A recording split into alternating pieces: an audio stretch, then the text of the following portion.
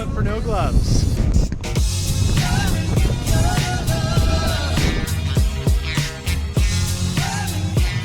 It's worth noting, there's a lot of people really good at graffiti in Dartmouth.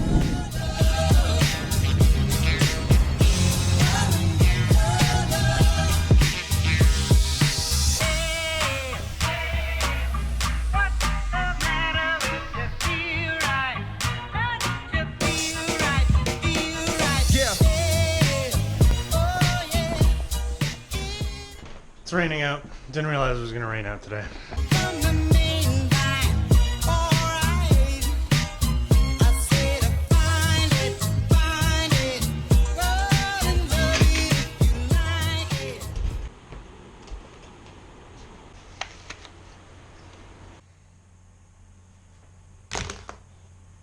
So apparently my computer and my phone just don't recognize each other anymore, so I can't actually use my phone as a camera all that well anymore because any footage I take can't get onto the computer.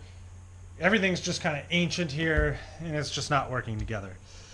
So I apologize for this super wide view. You know, the coloring's not great because GoPros are not that great in low light and the lighting here is just not particularly great. So I'm shooting everything on my GoPro. I can actually get that stuff off of the camera and onto the computer to be edited. The stuff that looked not bad that I was shooting with my phone, hopefully it's just like a small glitch that I just have to kind of deal with. So if you've been with the channel from the beginning, maybe you've noticed or heard or just aware of my absolutely ridiculous approach towards bike fit. I've always been pretty honest. I like to think about how I set up my bikes because most of them are set up in a pretty extreme position. Every single one of the bikes I own, I've slammed the stem down and run the saddle as high as possible. And I do this for one reason and pretty much one reason only, and it's all for aesthetics. I always want all my bikes to look as sweet as possible in videos and pictures, and I find that the best way to make my cheap bikes look more expensive and more pro is to set them up like the pros do. Have the front end as low as possible and the saddle up as high as possible so that you just have a ridiculous drop between the two. And from there, I just basically forced my body to get used to it. Now I'm sort of lucky because apparently a lot of people who have trouble with flexibility can't really do the whole like sweet saddle to bar drop thing. But my flexibility is quite good, so I'm able to set up all my bikes with a high saddle and low stem. Now I think it's fair to ask, do I recommend this? Not really. But I will say, if you want your bike to look super sweet, big saddle to bar drop.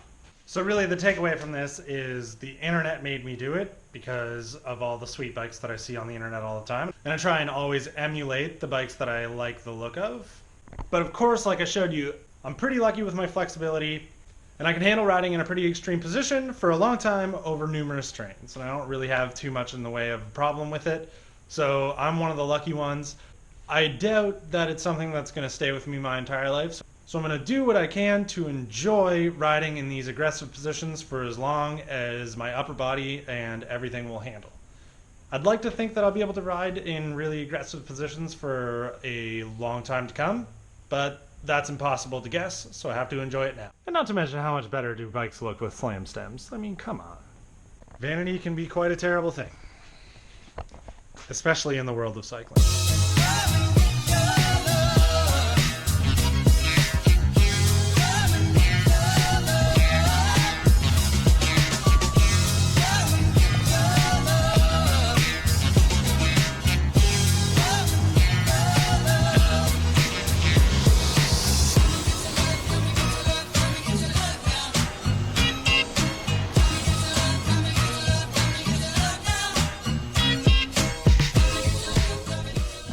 March 2nd, seems like spring is here. Collarbone's healing. And check this out. 1,000 subscribers. It's really hard to believe that over 1,000 people choose to watch or be a part of or want a notification that I've done what I'm doing right now and uploaded it to YouTube. At the beginning of February, I had made this arbitrary goal that I wanted to reach 1,000 subscribers by the end of February. And while it's March 2nd now, I had made a post on February 28th when I was at 975 subscribers saying that I had this arbitrary goal. And within 2 days I met it. And I don't think it had anything to do with that Facebook post. Maybe I got like 1 or 2, maybe 3 from it, but definitely not the 25 that I needed. I think it had everything to do with just continuously uploading regularly and having some organic growth happen.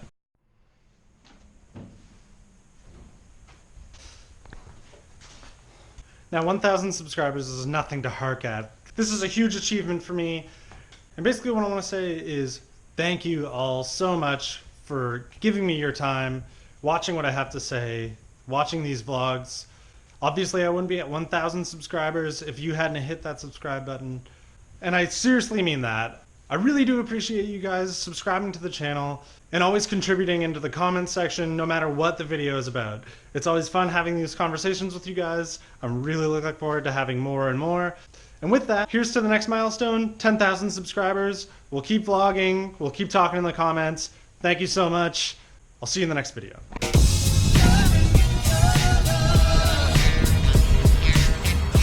There's still light out, spring's on its way.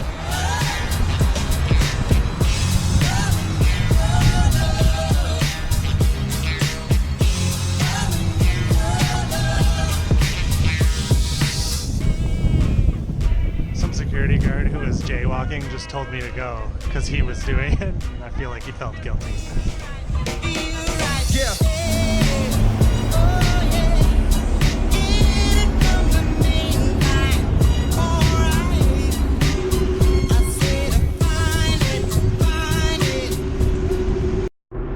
Morgan said I need to vlog on the ferry more often, but I don't imagine you can hear anything.